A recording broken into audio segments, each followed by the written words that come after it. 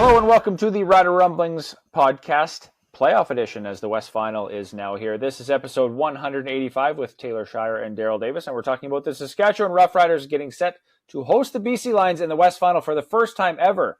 If you can believe that, the first time the Lions will be making the trip to Mosaic for the West Final, and it should be a good matchup, Darrell. Lots to dive into in this week's episode, but overall, just playoff football is here, and we're ready to get going. That's right. It is. They came here once for a semifinal, and I'm trying to think back to the year because the years get fuzzy to me now, Taylor. And I'm starting. According to the CFL game notes, it's the first time that BC has come here for the West Final. So for the West Final, I'm trying to. There was a semifinal in like 88 last year, or 89, and we wrote all week. It was horrible weather. I remember our previews were all the fair weather BC Lions who play in a dome are coming to snappy cold Saskatchewan for a playoff game. It's going to be a slaughter for the guys who are used to the bad weather. And I remember Matt Dunnigan and the Lions absolutely destroyed the Rough Riders. So we can't predict anything based on the weather. We can't predict anything based on what's happened before. You're right. Playoff football is totally different.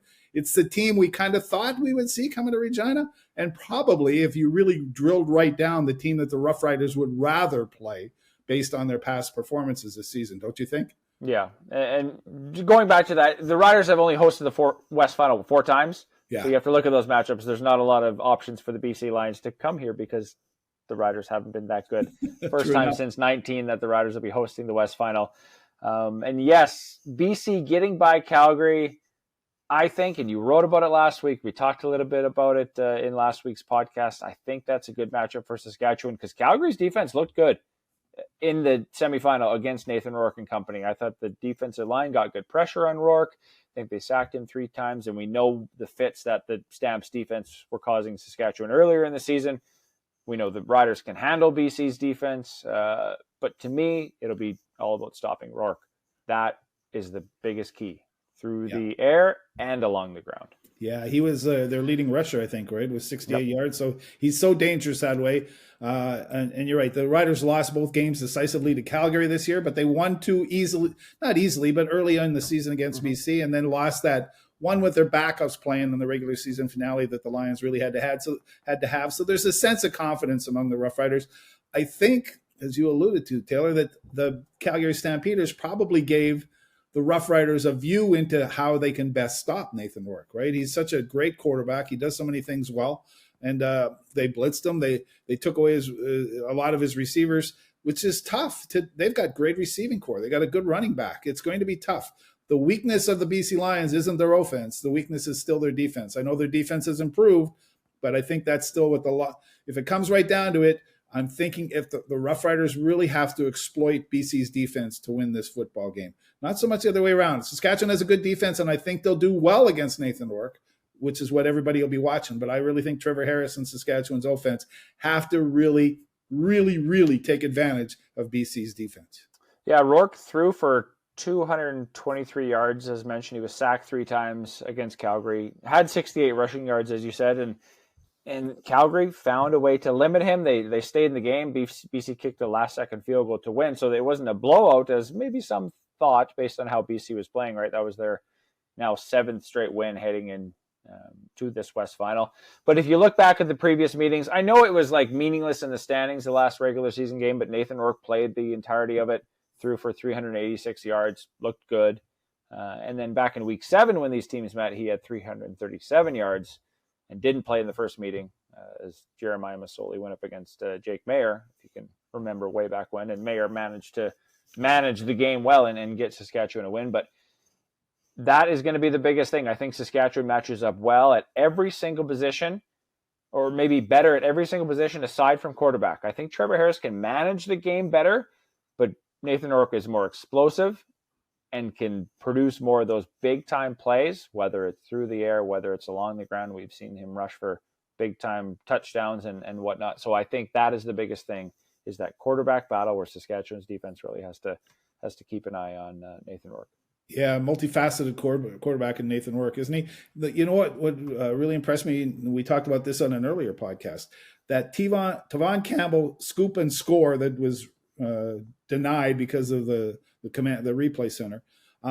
but running down, Tavon Campbell's one of the fastest guys in the league. And to think that even from an angle, Nathan Rourke chased him and caught him at the goal line, that just shows you the speed he has. There's hardly anybody in the league could even on an angle, could keep up to him like that. So that's the type of thing that Nathan Rourke brings to the table. And the Rough Riders will have to do something. They might have to spy. Usually it's the middle linebacker, so it might be Jameer Thurman. You might put Antoine Brooks Jr. spying on him too, right? You've got to have a linebacker spying him, which means defending only him. Right, wait kind of in a shallow drop and watch to see if he's throwing. And if he's not throwing, you have to beat him to the turn. And that's what they're going to have to do, I think, the Rough Riders, to limit the big play possibility that Nathan Rourke throws at you.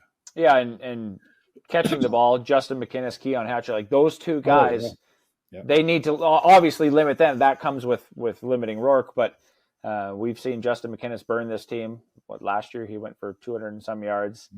They did a decent job in the first two meetings of the season. That last meeting of the season, I don't want to call it a write-off, but wasn't as meaningful. Wasn't as meaningful, so I don't want to go into the stats from that game necessarily. But I think when you have Sales, when you have Tavon Campbell, if Milligan is healthy, DeMarcus Fields, you have to be able to limit Hatcher and McInnes. And I think those guys, if it's a healthy backfield, will be able to do that.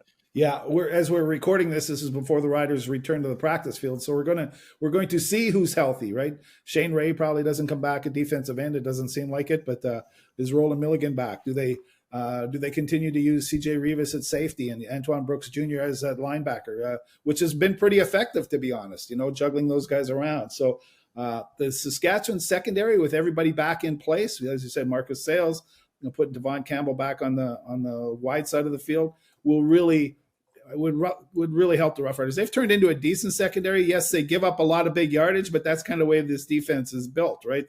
They'll give up nothing or they'll give up a big play. It seems like it all comes back down to that pass rush, and if they can contain Nathan Rourke, that's the whole thing in a nutshell, over and over. No matter how we look at it, Taylor, it comes back to Nathan Rourke, I guess, doesn't it? Yeah, it sure does. That will be the biggest thing, and you always want to watch for the quarterback battle, and that to me is the number one storyline. We're not trying to fabricate it; that's what it is. The other interesting thing is sort of the momentum, rest versus rust that we've been talking about. The Lions are on a 7-game winning streak. The Riders haven't played a meaningful game, if you want to call it that, since October 10th versus Toronto when they clinched first place. They had two meaningless regular season games in terms of the standings anyway, where they rested a lot of starters. Just had a bye week. They did practice a little bit last week, but now they head into this game having not played an emotionally charged football game since October 10th. Yeah, we've questioned Corey Mesa, head coach, about this a few times. His philosophy, he's kind of guarded about it a little bit, but he says this is what we think works. And I remember interviewing Mark Mueller, the offensive coordinator, about a month ago on that debate, right? Rest versus rust, what works best. And as Mueller pointed out, these coaches have been with a lot of different teams in a lot of different situations, and they've tried different methods. And this is what they think is the best way. They gave their starters the second game off, right? Then they played the starters for half a game of the next game, and now they had a week off in the bye week in between it. So Mark Mueller's best line out of all of that, and he's usually pretty quotable, but it really rang true. All these things they're trying, you don't know if they're the right things until afterwards, until after the game. You might find out that, you know what, we were too rusty. We should have played those guys more. Or we were too beaten up and we should have rested these guys. So they won't know for sure, and we can't criticize them or praise them until this whole thing is over and say, yeah, they did the right thing or they did the wrong thing. Yeah. If somebody were to get injured, that would be the one thing over those last 2 weeks. Oh, why did you play that player? He got injured. You shouldn't have played him. If he stays healthy, we obviously don't question it. So the good news for the Riders is that everybody did come out of those last 2 games healthy. There was a couple of minor injuries, I'll call them, but Trevor Harris, AJ Ouellette, the offensive line, everybody, the defense, everybody is going to be rested, healthy, and ready for the West Final. I think that's the biggest thing they wanted to get out of those last 2 weeks, is to just sort of have everybody healthy and available to play. Yeah, it's basically their strongest lineup that they've had since the start of the season. During a season, you lose guys and you find people to replace them with, and that makes your team stronger. And the Rough Riders have done a pretty good job of replacing players when they're hurt. So that's one of the things we've been impressed with is the depth that this Rough Rider team has shown, and they've gained some experience. It looks like they found a spot for Antoine Brooks Jr., who we thought, boy, he must have been really bad in the secondary because they won't use him back there, even when he could have been the second or third stringer, and they wouldn't use him, but they seem to have found a spot for him at that sound linebacker spot. So what they've done is piece together the healthiest roster they've had for maybe all season, because right from the start of camp, they were missing a few guys, but they've got everybody they need at their disposal, I think, other than maybe probably Shane Ray and maybe nobody else when you think about it. Maybe Roland Milligan, but he would be a huge one. And what about kicker? Like they keep saying that Brett Lothar has a sore back, and they've put him in the roster, taken him out, put him in. Hughes, the American replacement, has a perfect game, and Lothar's place. That's one that we're going to have to watch a little bit too. What do you think they're going to do? I'll let you know after I see them kick. Yeah. I don't know. It's been such an interesting kicker debate all season, and I've thought maybe they should make a change earlier than they did, and I thought maybe bring in a veteran, but they brought in a rookie in Campbell Fair, and he didn't last too long, and then they brought in an American rookie who obviously has a big leg but hasn't played up here. Yeah, that's one of the things I think we've been talking about it almost every episode. Every episode, yeah. The different kicker debates and different scenarios that have played out. We'll see what they do. I think obviously, for how well liked Brett is in this organization, I think that would be a great moment for him to come out and have a great game. If they want to go with Michael Hughes, because he gives them the best chance to win. There's going to be no, Brett's such a nice guy, we have to play him. Corey Mace is going to say, who gives us the best chance to win? And that's who's going to play. It doesn't matter if you're well liked or not, or what you do outside of the right. It's who gives you the best chance to win, and who's the healthiest, and who's available. So there will be some decisions that will need to be made. Yeah, everything goes into the decision, doesn't it? Right? How Hughes kicked last game, how Lothar has had experience and hadn't let them down in clutch positions very often, right? All kickers are going to miss something here and there, but he did cost them 2 games by missing a field goal or 2 field goals during a game that could have provided the decisive points. So you're right. Are they going to make the decision based on Brett Lothar being a likable guy? No, they can't make the decision on that. The players understand that. They would be disappointed if the coaches made a decision based on that. The coaches have to make the decision who gives the Rough Riders the best chance to win. And whatever decision they make, the Rough Rider players are pros. They understand that that's what has to be done. Mm-hmm. It'll be a good game. Going back to last year, the Riders hosted BC in the Western semifinal. Different teams. Trevor Harris did play, and AJ Ouellette did play, and a lot of the Riders have returned. BC's a different team because Vernon Adams started that game, and Saskatchewan managed that game, and I think a lot of people had them winning that game, and then they won, and then they went into the West Final. So this is their second straight year in the West Final, but they were absolutely no match for Winnipeg. Zach Collaros, and it was Kenny Lawler picked apart Amari Henderson, and that game just completely fell off. I think obviously playing at home is an advantage for the Riders, but I think even having that experience in that big game and coming and saying, okay, we went through those growing pains and whatnot. Now we're coming back. Second year, this is our time, and Trevor Harris has talked about that. This feels like this is the right time for them. Last year, I don't want to call it a surprise for them to get to the West Final, but it was sort of a feeling out process of Corey Mace and his new team and his culture. But based on what they've looked like from preseason week 1 to West Final, I think this is the roadmap that was expected after what they accomplished last year. And now the next box needs to be checked of winning that West Final and getting to the Grey Cup. Yeah, they weren't quite ready last year. I agree with you. They were still a little bit green. The green's the color, I guess, but they weren't quite, there were a couple of things.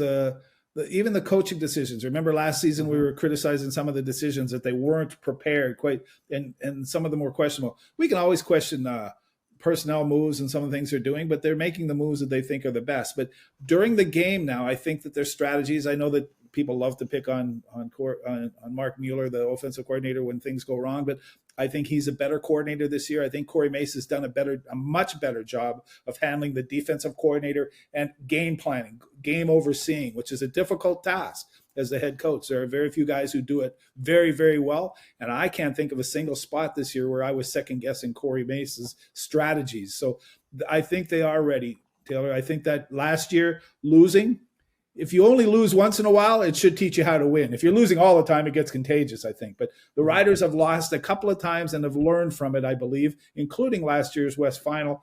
But as you said, that was in Winnipeg. Winnipeg's not around anymore. Winnipeg's a team that has eliminated the Rough Riders from their last 4 playoff appearances. So the Riders can breathe a sigh of relief. They don't have to meet the Bombers, but they will have a tough opponent in the Lions.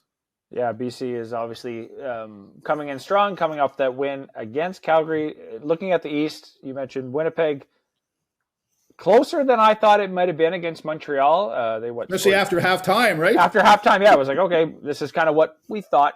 I don't know. Winnipeg's always going to be there, and then they scored 21 points in the third quarter, and all of a sudden, okay, these are the playoff Blue Bombers that we've seen over the last few years. And then Montreal just kind of showed their dominance at the end and booked their spot in the East Final against Hamilton, which is, again, the matchup that many of us thought. Yeah, that's going to be a good one too. But Davis Alexander, the Montreal Alouettes are an amazing team. He's won all 12 of his starts for the Montreal Alouettes. That's amazing. He's a spunky guy out there, right? And you can see him. He's got a lot of enthusiasm on the team, and they rally around him. You can tell with McLeod Bethel Thompson, who's this low-key old pro, they're not the same team at all when he's the quarterback. Davis Alexander just gives them all the belief and all the tools they need. His only problem is he plays hard and he gets hurt. So if he's healthy for the entire run of this, they should certainly get into the Grey Cup on November 16th, right, in Winnipeg. I see them beating Hamilton. That would be quite an accomplishment for a young quarterback like him, because they do have the talent. They have a great defense too. I would rate them. I was surprised at how they gave up the lead against Winnipeg. I think they kind of figured they had it in the bag, but they were able to get it back. And you're right, Winnipeg's experience shone through a little bit in that East semifinal. So that was a bit of a turned into a thriller, but at halftime, I'm sure a lot of TV sets were turned off. 25-6, I think it was, right? Yeah, it was kind of a bizarre game. And now Hamilton waits them. And yeah, if you look on paper, like if you look at the teams with healthy lineups, it'd be hard to bet against Montreal in this. But Hamilton, when you think about how Bo Levi Mitchell has played and the leadership that they have in the room, Kenny Lawler and everybody else, even Scott Milanovich, just the experience that they have. They're not going to be fazed by facing Alexander and the Alouettes, who don't have, like, they still have the experience, but in terms of proven quarterbacks in the playoffs, right? Bo Levi Mitchell is obviously way more proven than Davis Alexander. But is he going to match that level of where Montreal is at? I don't think Hamilton's playing as strong as Montreal, so I think it's a toss-up, to be honest. I think it's a toss-up to who goes to Winnipeg. I'm picking Montreal just because of the enthusiasm and the momentum they've got. But you're right, Bo Levi Mitchell and the Hamilton Tiger Cats are calm. They've adjusted under Scott Milanovich. Remember, he pulled Bo Levi Mitchell. He wasn't going to be a starting quarterback anymore. But they've made peace. They understand what they need from each other and have put together a really good team.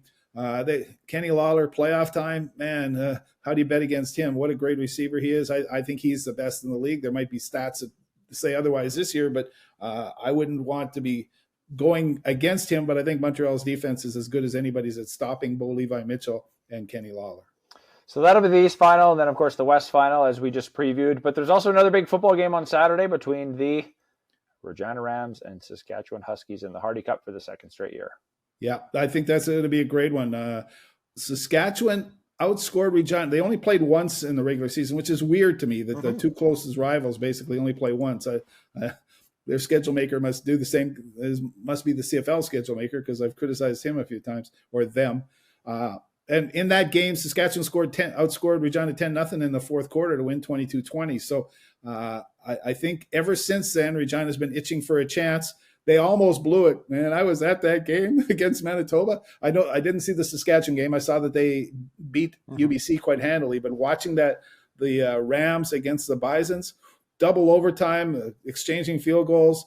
The Rams lost leading rusher Marshall Erickson during the game, so I think that's a handicap going into the Hardy Cup. But once again, a great interprovincial rivalry for the Hardy Cup and moving on to the Mitchell Bowl. So I know that Saturday is going to be busy. One of the games from a busy football weekend in Saskatchewan.